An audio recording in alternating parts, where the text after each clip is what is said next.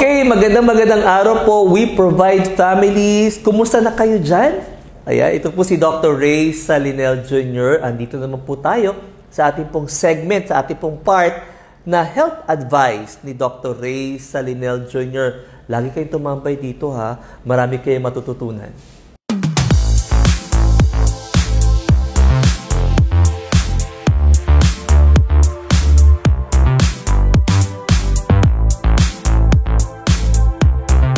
Ang fatty liver actually is an ultrasound diagnosis. Hindi mo pwede po malaman ng isang doktor kung may fatty liver ang isang tao by just merely looking at the patient. Ang kinakailangan talaga, mayroon kang ipipresenta or may i-request sa doktor mo na ultrasound. Nakikita po ng doktor na medyo increase yung kasi alam niyo po yung ultrasound, sound yun eh. Okay? So nakikita yun ng radiologist. Ang radiologist po or sonologist, sila po yung nagbabasa po ng ultrasound. Okay, pagka naka-receive kami ng resulta na fatty liver, binibigyan na kaagad namin ang pasyente ng advices. Napakarami po. Okay? Number one, wala naman actually gamot.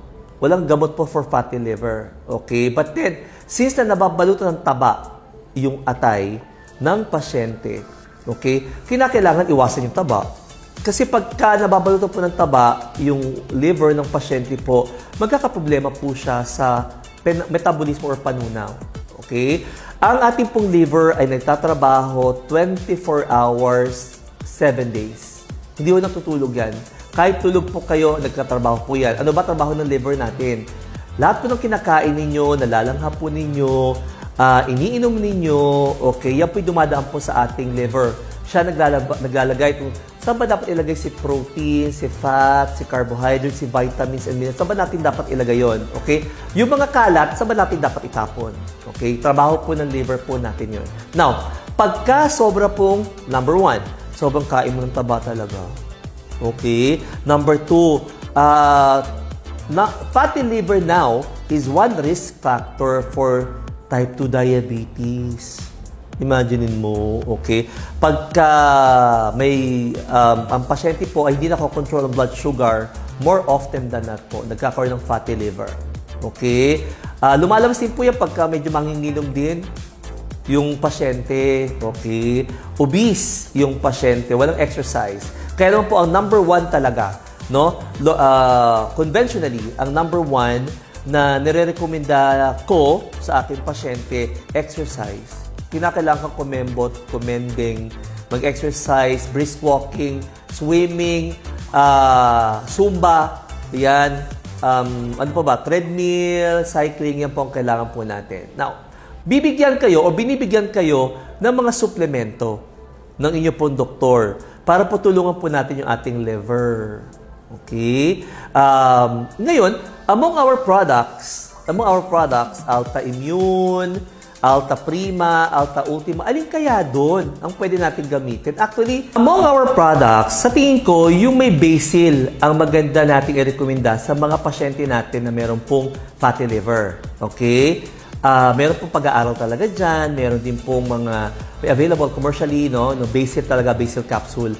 But then, sa mga readings ko kasi, I found out na yung mga berries, no? Yung mga berries po, ano ba yung berries? Yung mga pamilya pa ng ubas, mga strawberry, blueberry, blackberry, yan, chokeberries, ayan. Na meron po yung Alta Ultima po natin, okay? Meron din po yung Alta Prima din natin, di ba? Ay nakatutulong din po sa kalusugan ng ating atay, ng ating liver po. So, whichever pwede naman natin i-rekomenda, no, sa ating pasyente. But then, syempre ito yung suplemento. Ang kailangan pa rin talaga natin, prevention, okay, preventive measures, at tulungan natin pasyente. Paano yun? Sabi ko nga po, napakalaki po na may tutulong po ng exercise. Regular exercise po, aerobics, no? Zumba, jogging, cycling, swimming, treadmill, brisk walking, no? Malaki po may tutulong. Siyempre, tamang pagkain din. When you say fatty liver, taba. So, bawasan natin yung taba po natin.